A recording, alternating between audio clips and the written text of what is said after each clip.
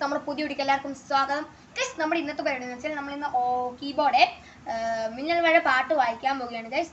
അതിൻ്റെ ഏറ്റവും കൂടുതൽ ഞാൻ പറയുന്നത് അതിനെക്കുറിച്ച് ഒത്തിരി പറയുന്നില്ല.